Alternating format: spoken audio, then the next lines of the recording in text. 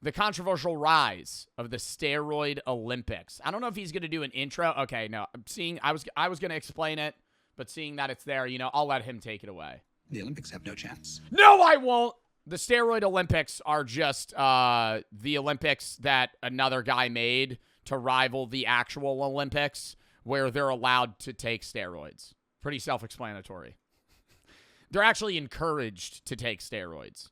In 2024, Olympic runner-up James Magnussen became the first athlete to join the Enhanced Games. Or the Doping Olympics, as it's been dubbed. Controversial sporting competition where drug cheats aren't just allowed, they're actually the stars. And Wired tells us that they'll be holding their first edition in May 2026 in the City of Sin, Las Vegas. The creators' goal? To overshadow the Olympics. So wouldn't it be more fair to have an enhanced games on the one side and a natural, slow, boring Olympics on the other? Safe to Bro, here's the problem, though, is these guys will still get fucking smoked. That's the thing. Is, the guys that are going to go into the Enhanced Olympics are, the fourth place finishers, They're fifth place. Michael Phelps isn't going to leave the Olympic Games to go take fucking Arnavar or Tren and go fucking swim and do mildly better, right? The guys that are going to go do it are the ones that won't win naturally. Which it's I understand the entertainment value. I do. Hey, why don't we just have no limit? Let's see if a guy can just take steroids that averagely runs a 10-1 and see if he could beat Usain Bolt's world record 100 meter. It's I understand that. That is an interesting premise. It's just it's really hard to get it's really hard monetarily to get sponsors behind an event that is actively promoting steroid use. It's easier for IFBB pros because it's we don't know if they take steroids. We just don't test them.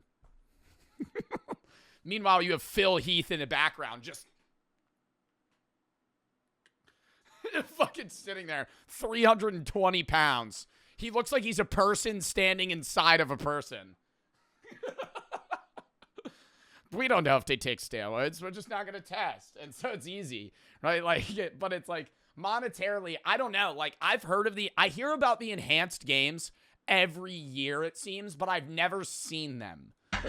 Safe to say, not everyone is a fan. It's a gamble, it's a Russian roulette with 6 bullets in the barrel. I think looking at this from the outside, it's just got death written all over it. I just find this really, really terribly sad.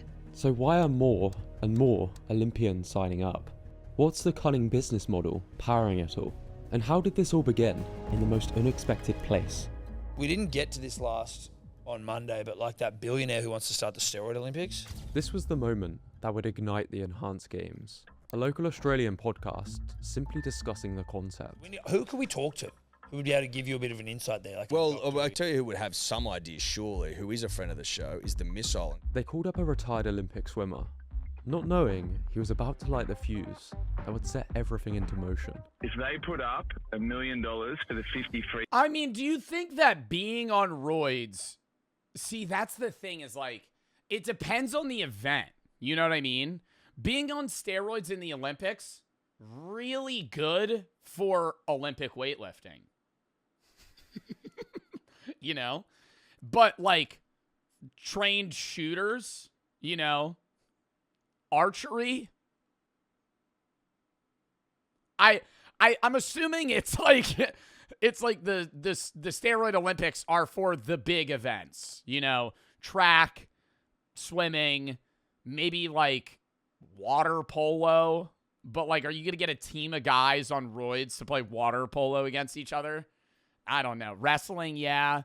But I mean, it's there's a lot of events there's more events than not that you would probably do better on steroids. But it's how much better are you going to do to where even if that's really what makes or breaks the Steroid Olympics is if your star guy got 4th place in the regular Olympics, he's on fucking crazy amounts of steroids and he still can't even come close to matching Michael Phelps' average fucking 200 fly time. It's fucked. style world record. I'll come on board as their first athlete. I'll juice to the gills and I'll break it within 6 months. Organisers took the offer, putting out a bounty for breaking the record under the enhanced games. That's one big carrot. It's a big carrot. He became the first official athlete to join the games, and his transformation quickly drew attention. Bro, I feel like at some point though, it's like, yo, his big ass ain't getting through the water now. You know what I mean? Like, he's fucking, bro, in this left picture, he looks like he could be like 6'3", 190. This right pic, he looks like he'd be 240. I feel like whatever he gains in muscle, now he's just dragging fucking weight. You know? Like, is he gaining anything off of the power enhancement that he's losing in like weight gain and how much he has to pull himself? Like, the fatigue's got to be crazy, even with the steroids. Are you seeing what I am seeing? But the concept of a steroid Olympics isn't new. It was first mocked by SNL back in 1988. The first all-drug Olympics open today in Bogota, Colombia. Oh, he's pulled his arms off! He's pulled his arms. The man who turned this into a reality was Aaron D'Souza, who identified it as a lucrative business opportunity. I feel like there's one good one good SNL skit every like 15, 20. You know, you see the good, like if you watch a full show of Saturday Night Live, you'll have like one or two skits that you're like, this is funny. And the other ones you're like, why did they include that? They mapped that out. Like, I watched one recently that was about this woman that got a bad haircut. It was like some dinner and she shows up and she just has the worst haircut ever. And they're like trying to ignore it. And then she turns around, she's a bald spot in the back of her head, and they're like, ooh, no, it's good.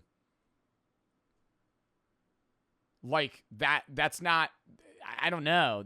I feel like that's not that good. That's not funny. Studying the Olympics and the Olympic movement my entire life. D'Souza noticed a few issues with the Olympics. The first one being doping. 44% of Olympians admit to using banned performance-enhancing drugs within the last year, according to research. And the other...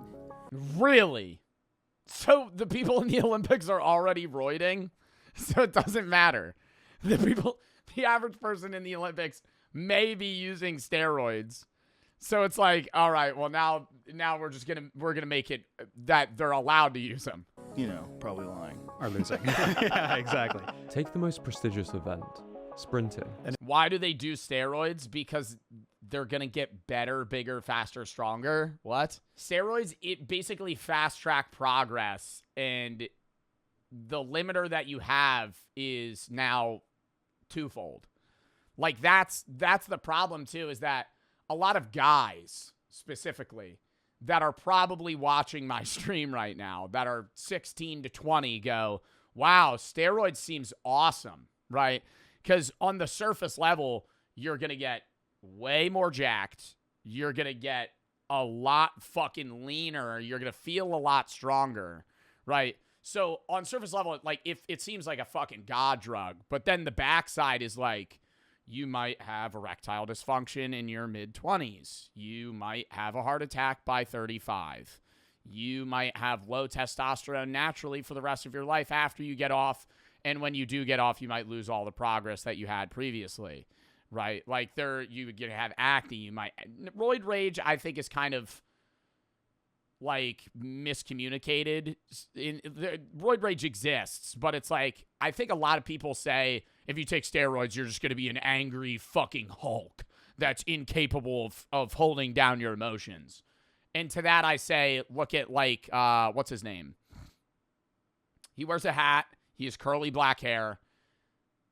Oh, my God. I'm literally staring at his face right now. He's big right now. He's like a Sam Sulek. Sam Sulek, nice guy, holds it down. You know, like, I don't think that's a guy that kind of shows, hey, like, roid rage exists, but it's not something that's, like, prevalent in every person. But even then, it's like, it's just health problems, man. That's the worry that you're going to have. And a lot of people that do use steroids that might not advocate for them, but, you know, kind of are your role models in the steroid space, also have enough money from their influencing work in professional, you know, like, job salary that they're able to pay doctors to help fund what they should and shouldn't do in a very meticulous way to where it's safer than the average person's usage, right?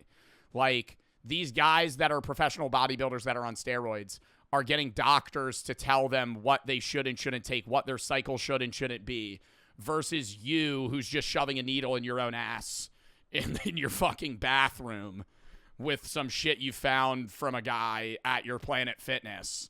That's like that. You see what I mean? Like, there's a difference between, it's like, you know what, like, you have a professional telling you, like, hey, this is what you need to take, versus, like, you just kind of, like, self-diagnosing what you need to, like, input into your body in, like, a safe manner. You're just fucking juicing up in a Planet Fitness bathroom. If you look at the 100-meter... Like, that's not... God, my God. If you look at the 100-meter time, it's the fastest man in the world. 7 of the top 10 fastest 100-meter runners in history have had a doping violation. Here's the thing that I feel like he's slightly skewing. And I don't know the facts on this, but I think this guy is skewing what he's saying slightly, right? What he's saying is right, that the top 7 sprinters have had doping violations, but I really want somebody to fact check whether or not that's doping, meaning steroids. Because there are a lot of banned substances that Olympic athletes are not allowed to use, and many of them are not really performance enhancers, right? Justin Gatlin did use testosterone. That is one that I know about. I'm reading this right now. Justin Gatlin, if you know sprinters, did use steroids. Or testosterone, rather. Asafa Powell used a stimulant, oxylofrin. Christian Coleman got banned for 18 months to 3 whereabout failures. No evidence of drug use. Methylxanamine, clomiphene. Bro, see, they're using shit that's like, when he says doping, I feel like a lot of the time you're going, oh, they're using like anabolic steroids. But a lot of the time it's like they're using shit that's not allowed, but it's not the same thing as like them just fucking shoving a needle in their ass. It's like some weird fucking stimulant that they're using on a day-to-day basis. 7 that of they buy over the counter or get from a doctor. Top 10 fastest 100-meter runners in history have had a doping violation. And the only one that's not in the top 5 is Usain Bolt. Instead of having the athletes dope with underground drugs, D'Souza argues this is a safer and more honest approach. We will allow all substances at minimum that are clinically approved and that can be dispensed by physicians. You see, athletes have long had to deal with other countries' doping. From the Chinese swim team. Oh, no, yeah, and it's not even just in the Olympics. Who was the one fucking guy that was hitting dingers left and right in baseball? He was on fucking steroids every day. Fuck. He's like one of the best baseball players that's ever played. Was it Barry Bonds? Yeah, Barry Bonds was hitting fucking grand slams left and right. That guy was fucking juiced to the gills. That's what I'm saying, though. I agree with this point. That's like, hey, these are leagues that you're not supposed to use steroids, and some of the best players of all time were on steroids. To the Russian state-sponsored program. As athletes, our faith can no longer be blindly placed in the world of anti-doping agency, an organization that continues to prove that it is either incapable or unwilling to enforce its policies consistently around the world. And it can be difficult to test for every substance, for everyone involved. Lowell is required to witness and have an unobstructed view. Unobstructed view? What, you just gonna stare at his dick while he pees? So he doesn't like shove it up his ass and take it out of a bottle and pour it into a cup? Not to mention, the rules are often outdated. Caffeine was literally a banned substance until 2004. Which is why many... That's what I'm saying! That's what I'm saying! No, bro, if you go through the banned list, bro, that was my point against what that guy on the podcast was saying. Like, there's shit they'll get banned for where it's like, bro, it's like an antibiotic they had for a fucking illness. And it's like, okay, now that's a violation. We're excited about the doping checks being dropped altogether. Secondly, Olympic athletes are often massively underpaid. You know, and then I learned that the average American Olympian only earns $30,000 a year. The average Olympian only earns $30,000 a year too, because the only it's a house of cards, man. Not a house of cards. That's a bad example. It's a steep pyramid on the Olympic Games. Similarly to the NBA, but the NBA, the top players make the most, but the average players also make a shitload just because they're in the fucking same team. But when you're an individual athlete representing, see, that's what it is. Like, if you're a part of the NBA, you're one of the best NBA players of all time. I was just talking to this about with my friends the other day. Say you're starting player or you're first off the bench. You play every game, every other game. You're a no-name. You're still on the Lakers, but you're a no-name. You're getting paid $5 million a year because you're a part of the team that, LeBron or these other guys are on. Wembanyama or whatever, Jokic, all these fucking crazy players that are like the star athletes. Now you transfer to swimming. Michael Phelps, in his time, was the best fucking swimmer, and it wasn't even close. Maybe the second, third guy behind him was known. Or what was the girl this year that just swam and broke a fucking world? Katie Ledecky or whatever her name was. She fucking was insane, and she got a bunch. Yeah, Ledecky got a bunch of sponsorships and a bunch of offers and shit like that. So who's in second place? I don't know. Because it's not a team sport, So if you're part of the Olympic, top 5 and you're not 1 or 2, no one knows you. So it doesn't matter that you're the 5th best runner in the world. You're a nobody in a marketing perspective because that's how they make money. They don't get paid. Countries pay Olympic athletes varying amounts depending on what country you're part of and how well you perform. In some countries, I believe like Great Britain, just give salaries to Olympic athletes so they can help train, and it like helps prevent them from having to get like 9-to-5 jobs so they can focus on training. Because if you look at the top track athletes in the world right now, Noah Lyles, number 1. You could say like Christian Coleman. You could even say like Asafa Powell. You could have all these other guys that are Tyson Gay, people that still might run.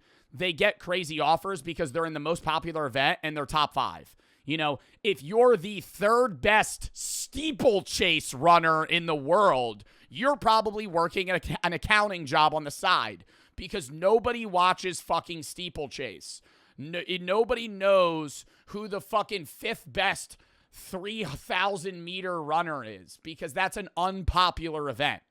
It's like you making them on steroids isn't getting them more money. That's my point. If you get this guy on steroids and you're like, we're going to roid him up and pay him better, you're fucking 6th place, bro.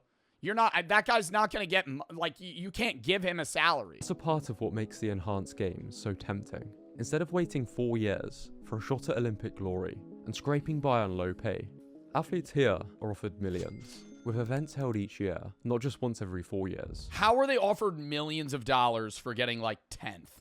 They're probably they have to be dropped like fucking on a dime, dude. Like, instantly. There's no way they could keep you on $1 million salary for you to get fucking 8th place taking steroids, swimming the fucking 200 butterfly. But money isn't the only motivator. At the heart of it is a bold and controversial claim that performance enhancement shouldn't be hidden. It should be embraced. The companies sponsoring it? What companies are sponsoring the steroid games? Fucking Blue Chew? What companies is fucking getting into this? Even celebrated as the next evolution of elite sport. But what brand wants to be associated with drug use? The Olympics relies on sponsors and billion-dollar TV deals. Oh, it's like I was making a fucking foundational point there. The enhanced games, they're uploading everything online for free. Because the real business isn't broadcasting, it's pharmacology. The same drugs used by the... Oh my god, no! Wait, the substance... Oh my god, wait, no, Goldmine, the fucking companies that make the drugs these guys are taking are probably the ones that are paying for this. Holy shit. Because then you go, that guy just ran fast as fuck. I want to look like him. I'm going to go fucking take whatever he's taking. Will soon be sold to the public. You take steroids? I do not take steroids. If there are like a subsect small group of people that think I take steroids, I'm 6'1", 176 pounds. If you think I am on steroids, you are insane. Like, I have the most average gym build for somebody that has worked out for 5 years, for 8 years, you know, for however, like, consistently.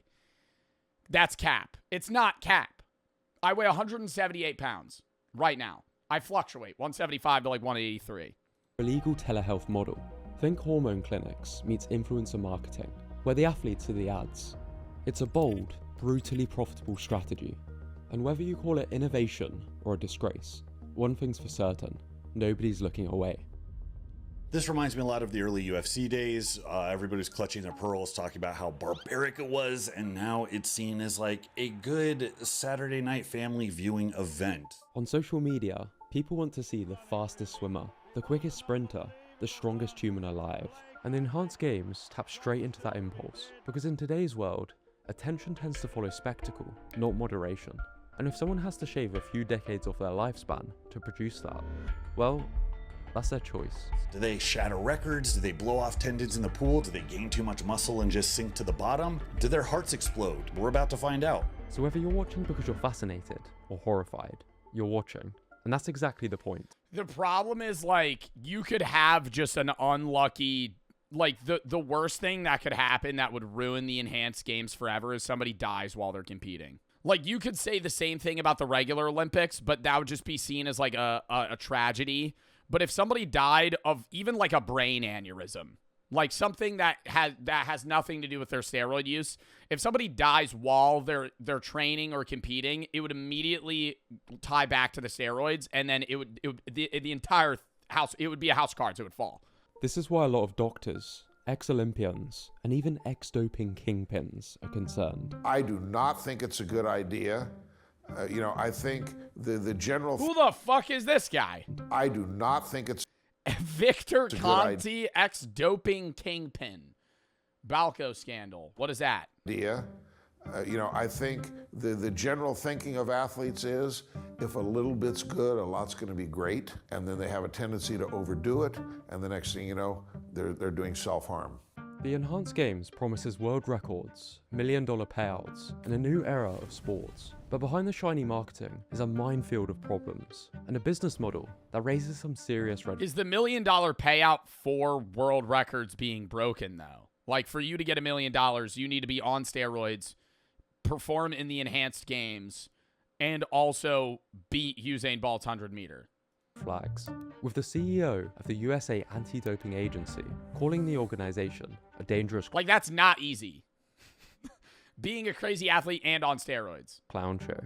When performance-enhancing drugs become the expectation, not the exception, you don't just push the limits of human performance, you obliterate the guardrails. The reality is when there's a lot of money on the line, people are willing to do a lot of things. Just a chemical arms race, where the athlete, willing to take the biggest risk, walks away with the cash, or perhaps doesn't walk away at all. Even the original name, the Enhanced Games, feels like a meme. If the goal is to be seen as a serious alternative to the Olympics, the branding isn't doing it any favors. To many, it still feels like a joke, or a less serious version of what already exists. Just look at the comments. The Olympics... Yeah, they should just brand it something differently, like that it's its own competition. They should have similar events that the Olympics has, but just do what the IFBB does and just don't test, or do what like these big bodybuilding or strongman organizations do and just don't test. Like, don't make it about, hey, everybody's on steroids. Just be like, we're not going to see what you're on or not on. It's up to you. And so it's kind of like an unspoken thing where every single athlete is on steroids, but they just don't talk about it. But then they lose the sponsors. Because the sponsors are the people that want you to be like, I'm on blank and blank. My nuts are the size of peppercorns now. It's just the Olympics. If the best athletes can break records through the current system, why risk it all for this? The first official record was set by Christian Golomev, earning the $1 million prize. But despite the hype, most viewers were underwhelmed. In a suit, doped, and he was only able to chip away 2 cents from the world record. Even the media is skeptical. News organizations are already putting the event's legitimacy in breaks world record. Wait, Even what? The media is suit, doped, and he was only able to chip away 2 cents from the world record. Even the media is skeptical. News organizations are already putting the event's legitimacy in quote marks. Yeah, he's not in a Speedo. He's wearing a skin-tight suit. And he's on steroids. Many are calling it dangerous, especially for younger athletes watching from the sidelines, because by rewarding enhanced athletes with fame, money, and virality, the message is loud and clear. Natural isn't enough. To win, you must be willing to risk your health. This is the main concern that most people have. This is my biggest reservation and concern, is what it says to the youth, what it says to the kids. Like that, it's legitimately scary. In the words of two-time Olympic champion Kieran Perkins, it's borderline criminal. The challenge is that people on the outside don't always have access to those resources, and if they see, hey, look at this swimmer who's setting world records on performance-enhancing drugs, I'm gonna go take some performance-enhancing drugs. Yeah, and they're gonna get him from Mike from Planet Fitness, right? Mike out of the tanning booth in good old Planet Fitness is gonna come walking out. He's gonna be like, "Hey man, you want some good shit? Come to the back of my Honda Accord. I'll hook you up. I got the good shit, man." A new risk profile that, if it's not closely monitored, supervised, etc., opens up the whole door for a lot more risk. Let's not forget, many of these substances are banned for a reason. In some countries, they're illegal. And the Enhanced Games is already raising eyebrows in the medical world. Behind the bold talk of freedom and scientific progress is a big— That's your dealer? No. I did have a personal trainer at a gym I used to go to try to sell me weed, though. And he showed me a picture of it, but it didn't look real. I didn't buy it, but I almost did, because he showed me nugs that were like this big. I was like, yo, that looks like some GMO weed. That don't even look real. It was like, he was like, yeah, man, this is like an ounce. Just one nug. No, it wasn't one nug, but they were huge.